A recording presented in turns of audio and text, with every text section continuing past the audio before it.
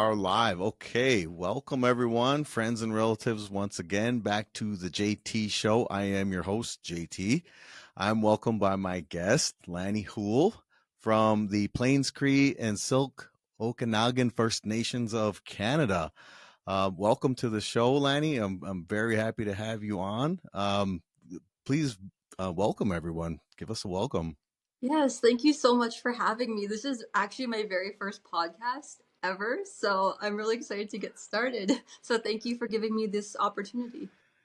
Absolutely. Now, for anyone out there, any of our listeners who may not be familiar with who you are or what you've done, Lannie, you were a finalist for the Miss Universe Canada this year. Quite an accomplishment. Congratulations. And as a native representing at the Miss Universe Canada, wow. I mean, what was that like? I mean, how did that happen? Like, tell us that story. Yeah, so it all started getting COVID actually. It was during the part where you had to isolate for 10 days. And of course, when you're isolated, you're very bored. And Miss Universe was on TV, and I was watching it, and I was like, oh my goodness, this is amazing. And I felt all the diversity from around the world. And it came to Canada, and I was like, wow, like there has never been an Indigenous woman to be represented on the Miss Universe stage, especially represented by Miss Universe Canada. And of course, Canada, the first people are the Indigenous people. So I was like, what better representation would be an Indigenous woman to represent Canada? So I did a little research and I found out that a lady, her name's Ashley Collingbull, that she won Mrs. Universe. And I was like, oh my gosh. And I was watching her videos and I saw her up on that stage and I kind of thought we looked a little similar. And I saw myself in her. And I was like, if she can do it, I can do it. So I mustered up all the courage I possibly could. And I sent her a DM on Instagram. And at this point, I had like maybe 150 Instagram followers. Like I had maybe like two or three posts, so it wasn't anything honestly. And she has like 1 point something 1.5 million Instagram followers. So I was like she'll probably never see it, but I'm just gonna try. So I sent her a little DM and basically just said like, hey, my name is Lannie. I'm from Goodfish, which is 2 hours from where she's from. She's from Enoch, so we're both Alberta gals. And I was like, I'm gonna try out for Miss Universe Canada. I was wondering if you had any like tips for me, or any pieces of advice. And she DM'd me back, and she set up a Zoom meeting, and we instantly connected. And now we're like sisters, and she's helped me so much in my career, and she has been the inspiration behind basically everything that I do for Miss Universe and the modeling and all that kind of stuff. So it's been amazing. She's been the best mentor. Wow. I mean, talk about having somebody who is has worldwide fame now. Ashley, that's fantastic. I'm glad you were able to connect with that. But it had to be like a one in a million shot, with getting a response from her. So It- that's amazing. Yeah. yeah, I did a happy dance when she replied back, and I called my mom right away.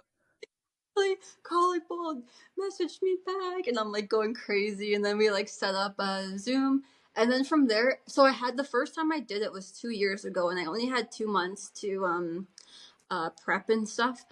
Hmm. So right off the hop, she set up like photo shoots for me because I had no idea about like the modeling world and what that all entails. And then she set me up with one of her good friends who was a runway coach.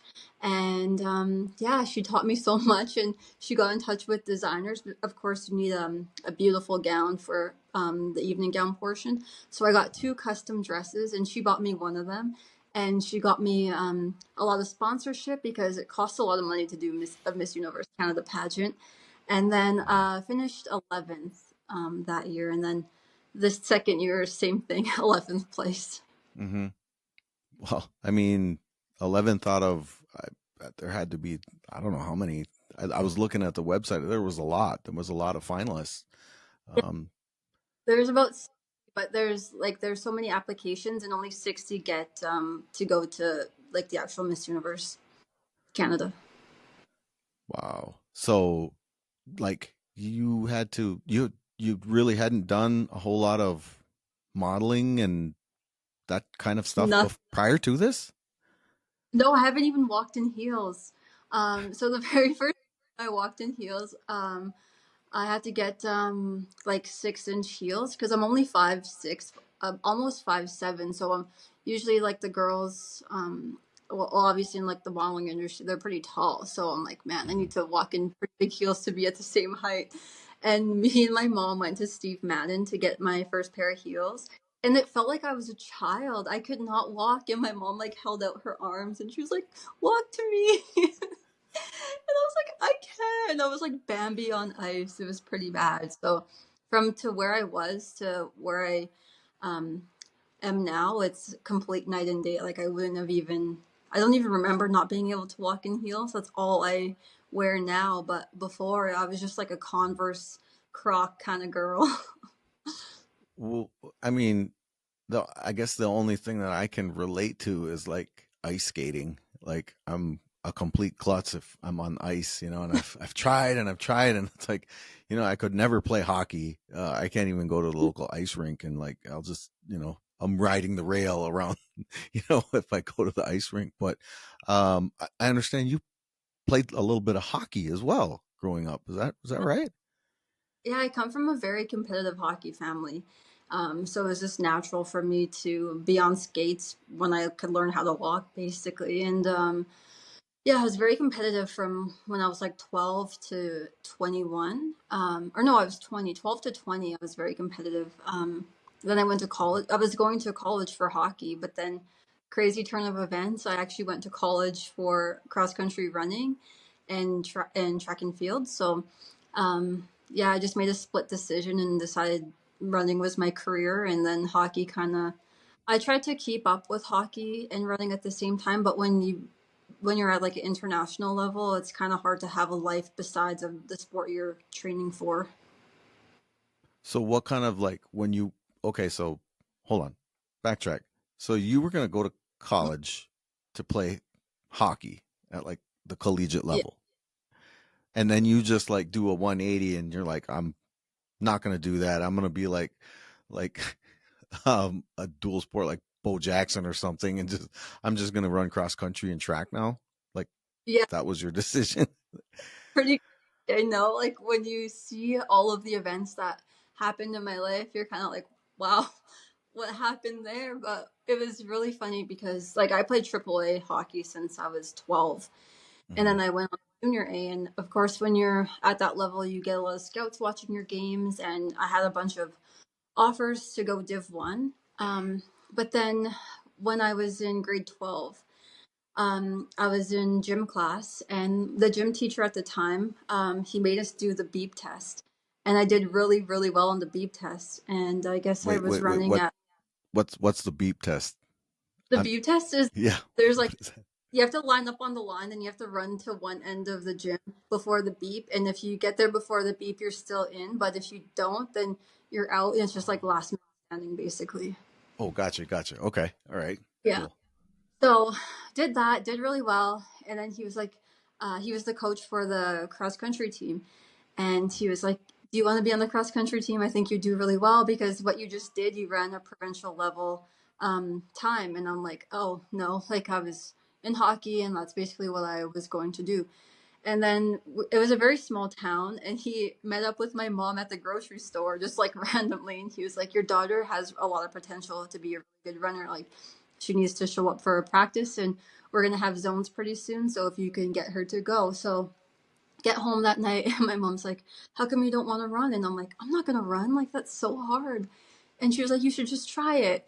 And so then I think it was a few days after, and she was like, oh, do you want to go get something to eat? And I was like, sure, let's go. So she got me in the vehicle and dropped me off at this track practice, and she tricked me.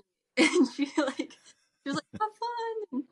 So I got off, and I just did the practice, and I did really well. And two of the girls that were on uh, my cross country team, they were provincial champs. So I learned a lot from them. So long story short, I became a runner and I started running pretty like good times. Made it to provincials. After provincials, our team made the Nike Invitational. It's like the Grand Prix high school. It's like the biggest track meet in Canada, basically at the high school level. And Hmm. I did really well at those. And then from that, I got a lot of offers for college, and I just had better offers than hockey. And this was back in the day, in like 2014, when there's no professional women's hockey. So it was Right. basically you go to college and that's it. You can make Team Canada to go to the Olympics or the World Championships, but that's only like 25 girls in the entire country. So I was like, it seemed to me like there was no future for it, women's hockey for myself, if because I Hmm. wasn't probably going to make the Olympic team. So I decided running was going to be the better option for me.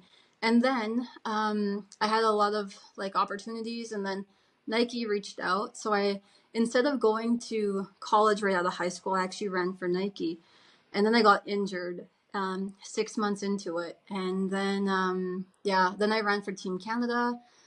Tried to do like a lot of rehab on my hip. It was my hip that was the injury. It Hmm. wasn't going too well because I was overtraining. I just wanted to be as fast as possible in like the Hmm. least amount of time. So of course I overtrained myself, and I was still really young. I was only 19 or 18, 19 at the time. And then once I did Team Canada, I placed second at Worlds. And then my injury just wasn't getting any better. So I was like, I better just make game time decision right now and go back to college. So I at Hmm. least get education. Did that, ran for University of Concordia. Then I ended up transferring to University of Alberta in Edmonton. So you got hurt playing the sport that you wouldn't think you would get hurt and not hockey. Where Yeah, like you would think like there's a lot of injuries in hockey and like a lot of teeth getting knocked out and things like that. But you go into running and that's the one where you actually that's I don't know. It's funny how yeah. things work out sometimes, I guess, you know. Oh, that was also one of my things. Was because I used to call myself the res runner because when I Mhm. would train, I was training to go to Worlds. I was living in a city, but I decided to move back to the res to Goodfish because they had lots of grass and gravel roads, and it wasn't lots of cement training. So my body got really good at running on soft turf, I guess, like soft ground. So Mhm. when I had to switch over to be in the city again to do my training there, it was just too a lot of cement, and I guess my body just couldn't handle it. I definitely can relate from running. I mean, I ran a little bit, you know, in like high school and stuff like that, cross country and stuff. And I just remember it just being like feeling the burn in your legs. And it's just like, you know, the long distance running. I mean, but I think, you know, traditionally as natives, I mean, we really have, you know, like a proud history of running. I mean, Billy Mills in the Olympics, to this day, I believe, correct me if I'm wrong, but still the only American who's ever won a medal in the 10,000 meters, you know, at the Olympic level. I mean, it's just not something that, you know, traditionally, um, you know, Americans, you know, at the Olympic level would excel in. And here we have, you know, one of our own, Billy Mills, you know, winning gold medal, you know, at the Olympics. So, Yeah, yeah, we definitely have a proud history of running and track and field, you know, amongst the native indigenous people. So, after your collegiate um, athletics, after your collegiate athletic career, you've moved on, and then you got into you know, obviously being a finalist for the Miss Universe Canada. Um, that then took you into some doing some charitable work, I understand. yeah. So after my running career was basically done competitively, I wanted to, because I feel like I was given so much growing up and so much opportunity, especially from my community, like in the Indigenous community as well. I wanted to find a way so I could give back my talents because if I just, ended my career like that, there was nothing to be passed on. So I was kind of brainstorming, and I ended up going to New York for like 10 days to, I guess, figure stuff out. And when I was on the plane back home, and I'm like, oh, I could be a coach. Like, that's something that I could do. I work really well with kids. I have like the patience, I have the knowledge, and I'm still pretty young, so I could still relate to these kids a little bit easier. So Mm-hmm. I got invited to go to the Treaty Six cross country race. It was held in Enoch, and from there I met this man, and he was a coach, and he coached cross country skiing and running. So we talked a little bit, and there's an organization that was just starting called Spirit North, and it was a nonprofit. And he was like, "Would you be interested in working with us?" And I was like, "Yes, like I would love to do that." And yeah, so I worked for them for 5 years, and recently just changed to a different place. But so what we did was we went into indigenous communities and we taught cross country skiing and running. And from there, it gave me an idea to. So once I went into these communities, I realized pretty quickly that not a lot, but most kids didn't have an extra pair of shoes, especially running shoes.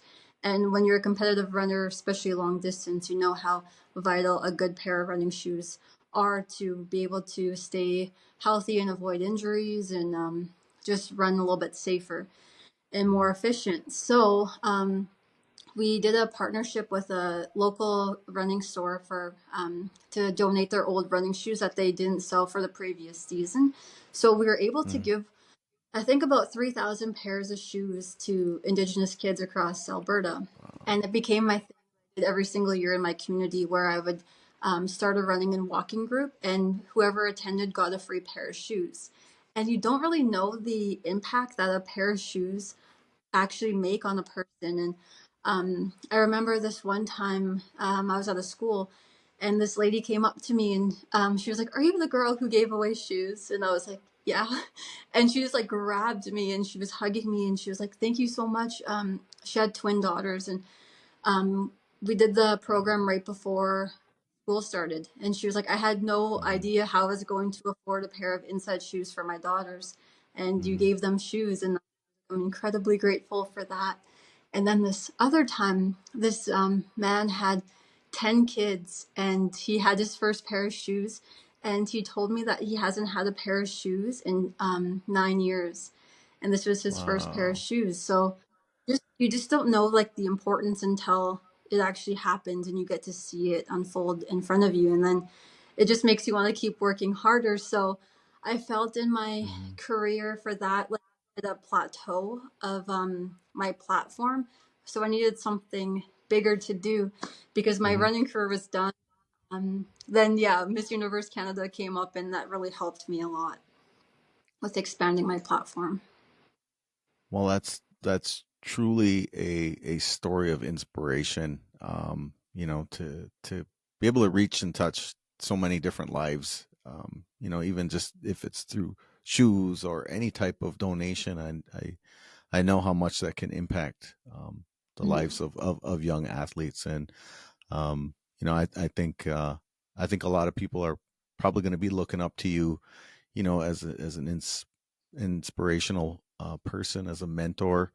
We certainly wish you the best on utilizing your platform to do that, and to anything we can do to help you accomplish your mission. I mean, that's what the show is for, and what we would like to do. We'll definitely help you and put some links down, at the bottom of the YouTube page here. Um, so we'll definitely help you any way that we can Thank to help you accomplish your mission.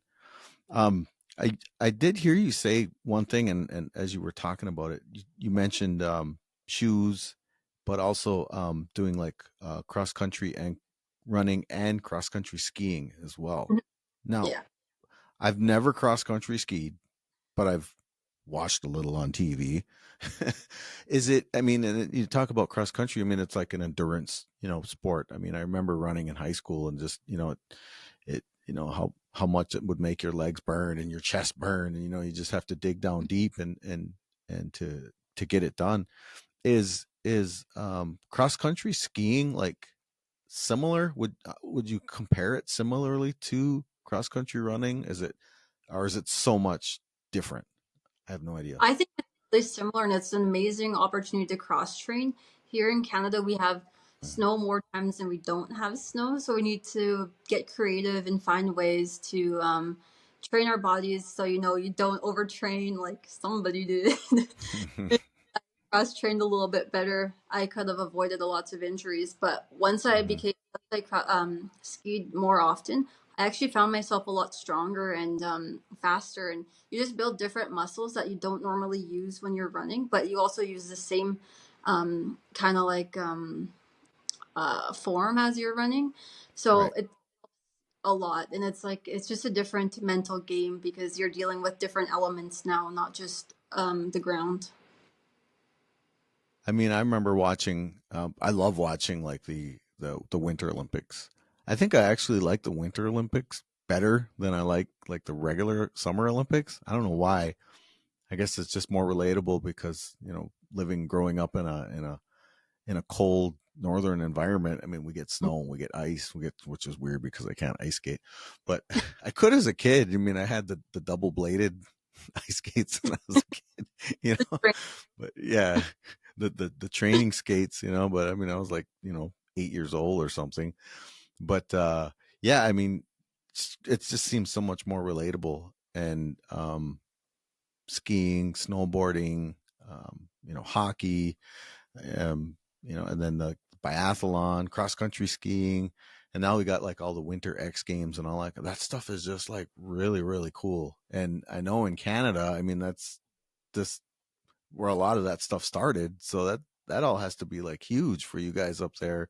In addition to just all the other winter sports, right? Mhm. Yeah, I mean, well, I didn't really know about cross country skiing until I became a coach. So, I guess yeah, grew up in a rink. I was a rink rat since I was probably born. So, I didn't know much about skiing or cross country skiing until I got a bit older. Mm-hmm. I don't know. I just got into to snowboarding. So, but it's kind of weird because as a kid, like I liked skateboarding, and it's real Hmm. similar to skateboarding. So it's like, but I think a lot of people just it's like they think that snowboarding is more difficult than like regular downhill skiing with two skis, and I'm like, I don't. It seems like snowboarding is so much easier. I don't know. It's just me, but um, definitely without a doubt, I it is obvious that you're a very talented athlete. To be able to do like these cross sports and to just change and to have that story. Um, we've been following and looking at your Instagram, and you got a lot of posts out there with a different sport that I think is a little more maybe relatable with the sport of golf. Now you have taken up an interest in the sport of golf. How did you how did you just progress into golfing? Where did that come about? Oh gosh, it's a really funny story, but so like a few years ago, I moved to Predator Ridge, which is a golf resort. And as just being around, like going to dinner at the clubhouse and stuff, I ended up meeting a guy and we ended up dating. And I didn't know at the time that he was in the PGA until I posted a picture. And then one of my cousins was like, "Oh my gosh, like, how did you get around with blah, blah, blah?" And I was like, we're kind of dating.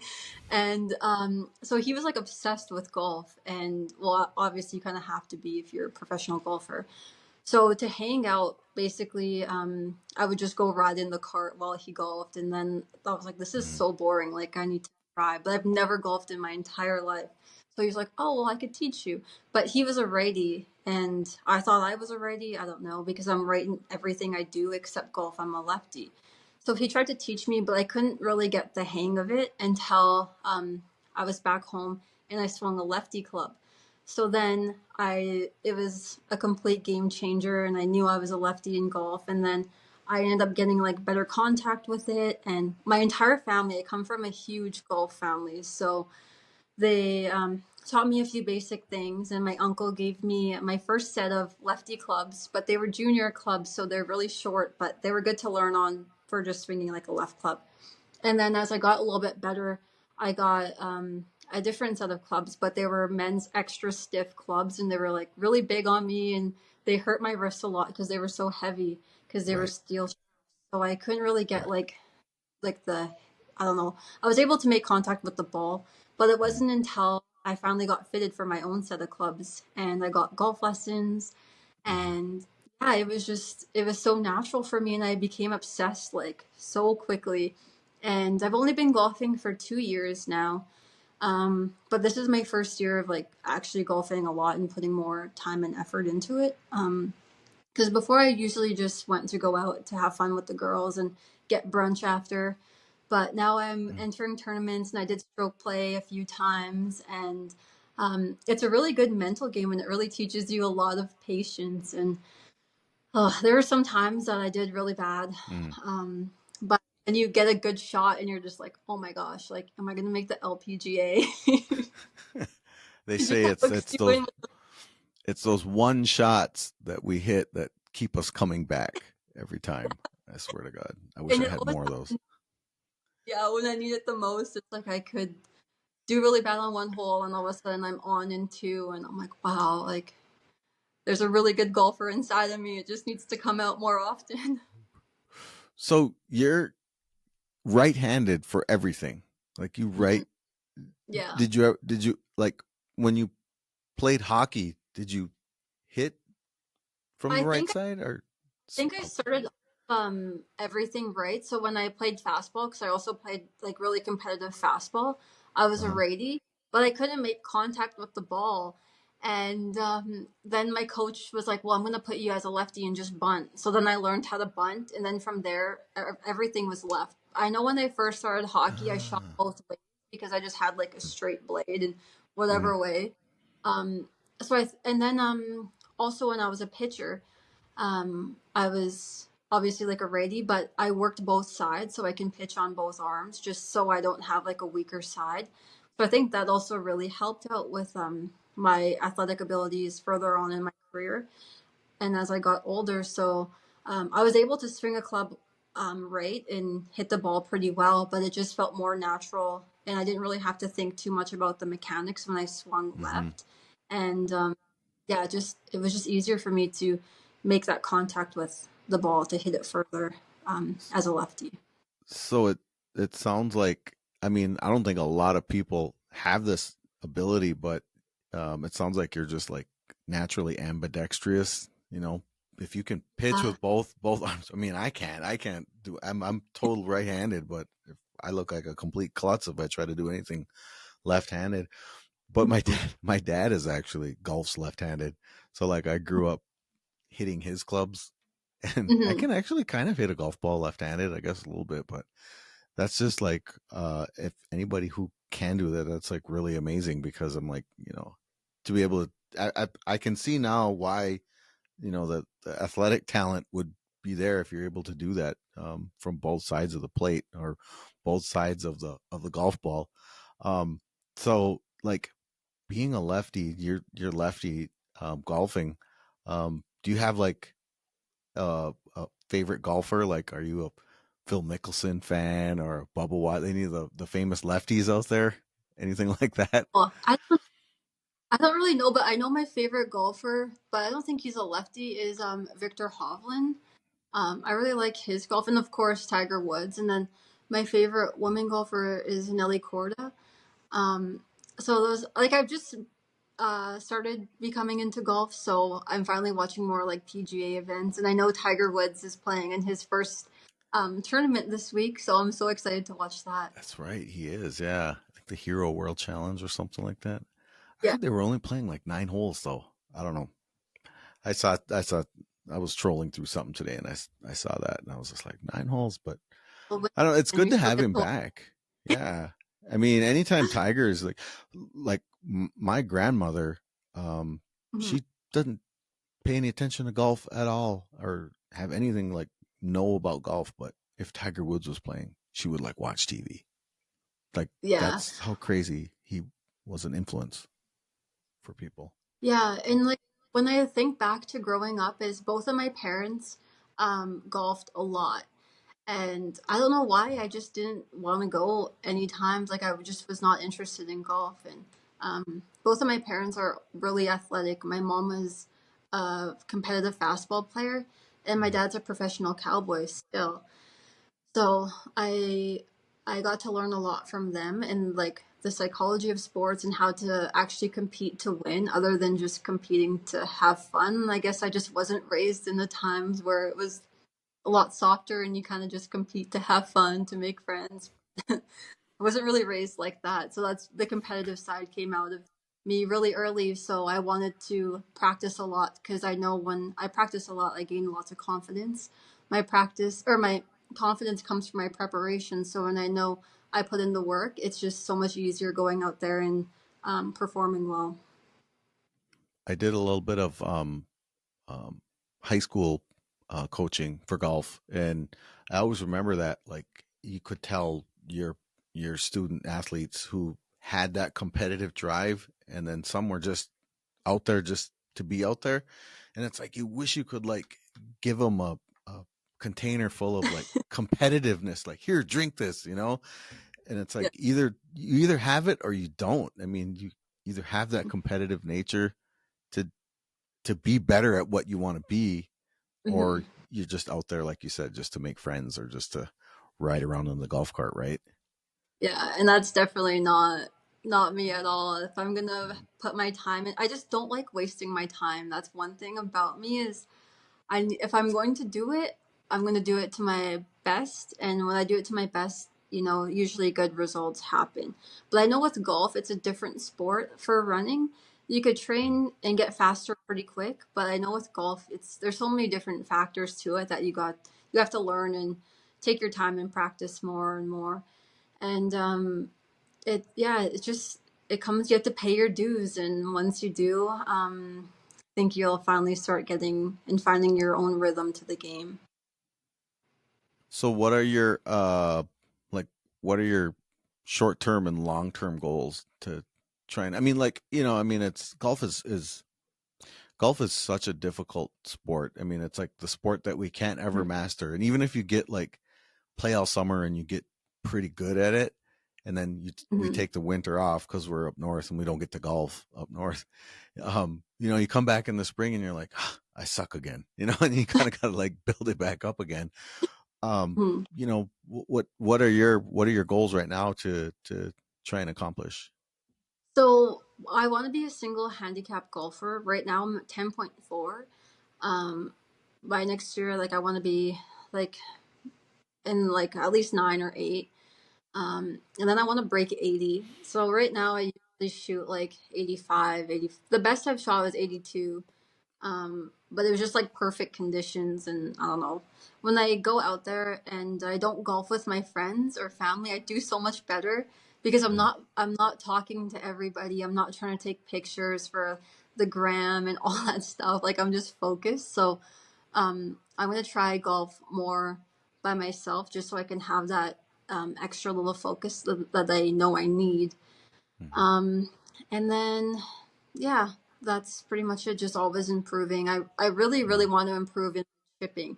That's like one of my like weaknesses to my game is chipping. But I can drive pretty far, and my putting is not bad. I taught myself how to two putt, so I eliminate three putts. So yeah, just my chipping. Once I figure out my chipping, then it'll be fine. I'll be able to break 80.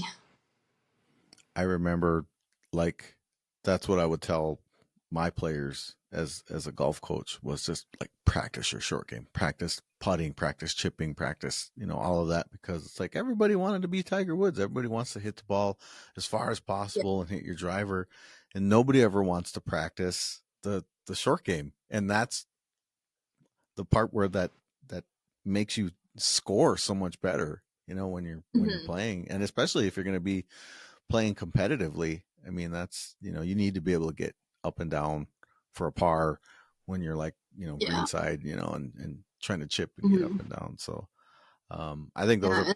pretty good goals.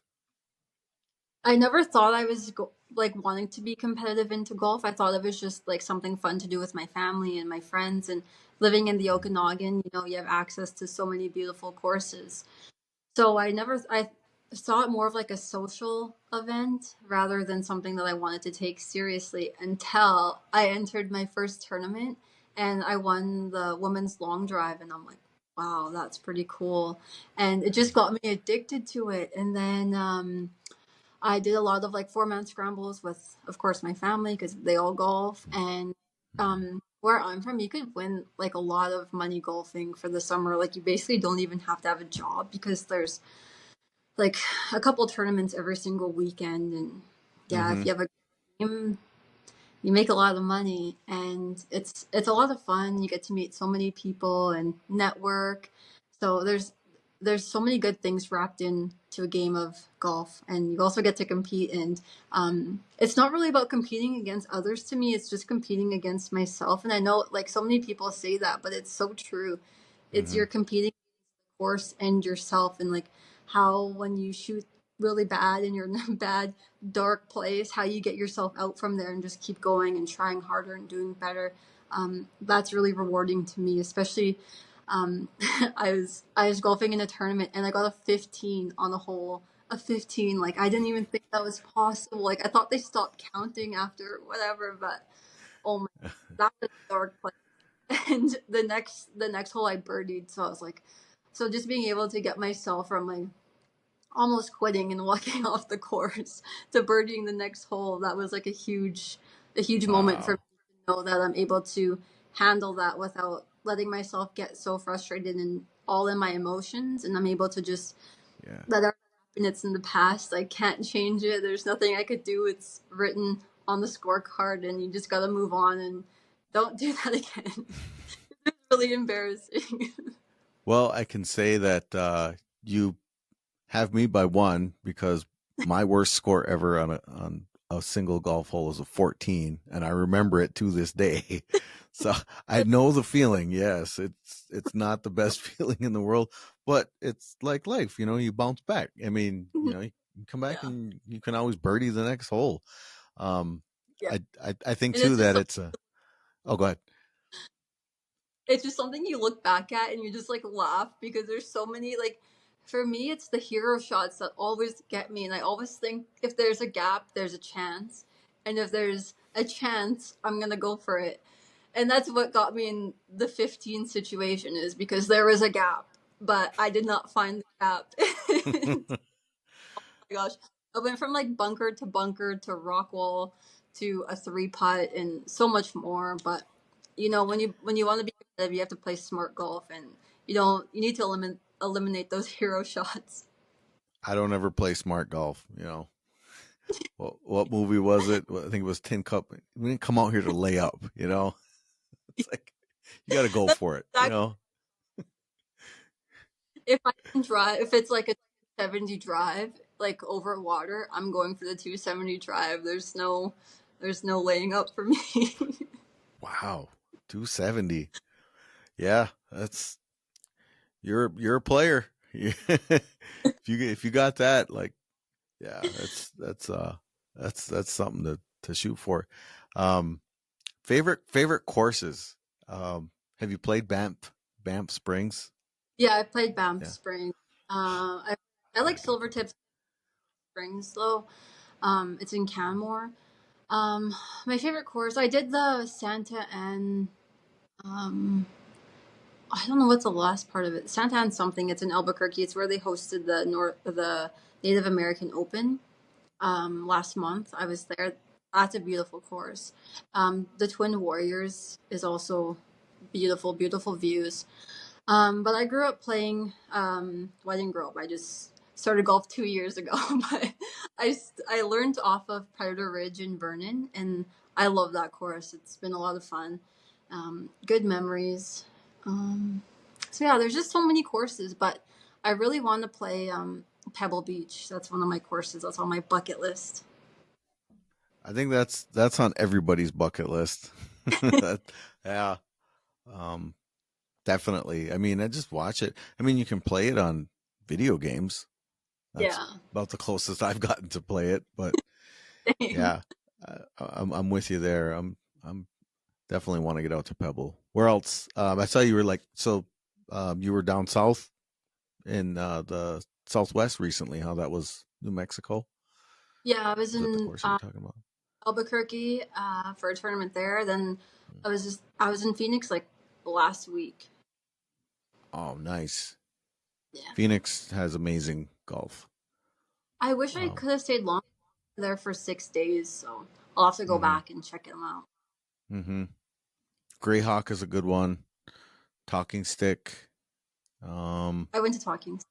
Yeah, Talking Stick's awesome. I went and played, and I was just down there for work, and I didn't have any clubs, so I go and like did the rental, and they like rented Hmm. me like a brand new set of like tailor made golf clubs, and it was like, you know, Nice.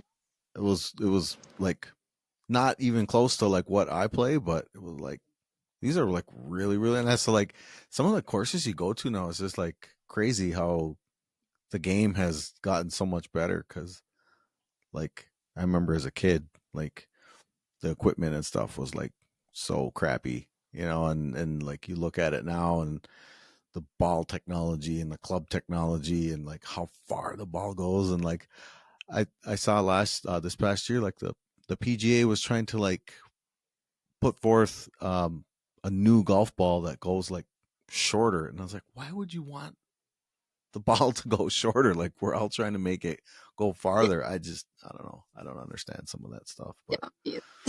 yeah but yeah no it's yeah I think we're all with you there on that whole journey to be better at a sport that we all love and the thing is too that so many different like native courses. I mean, you talk about in the area where you're from in Canada, there's a lot of great courses to play.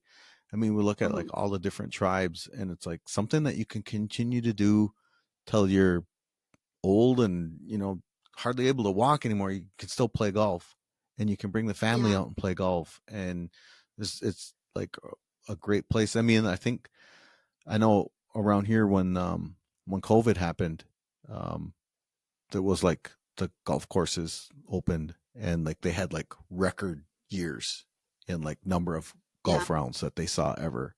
And I think it just like expanded the sport, which probably was pretty much something that it needed because I think, if we were looking at like golf overall, it was kind of trending down because people kind of tend to have a view of golf like, you know, football is so popular or hockey is so popular or baseball and basketball and it's like well Tiger's not playing anymore and kind of golf started to go down and now I feel like it's like coming back with Mhm. players like Victor Hovland and Rory McIlroy and some of the new blood um, coming up because it's like definitely something that we all want to do and we can get outside and it's a great activity to go and play um, Even like so men's golf, they're amping up the purses for majority of the tournaments. So the pay gap is not, well, it's still a huge problem, but it's not as bad as it used to be. And they get a lot of right. screen time, which I love.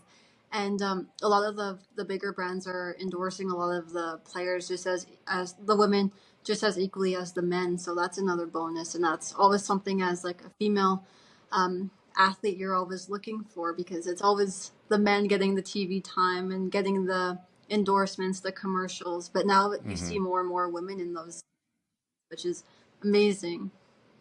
Well, we need more female athletes. We need more native female mentors and role Hmm. models. And I think you'll be a really good one for the game of golf. So I definitely encourage you to keep going on that journey because that's going to be awesome to see.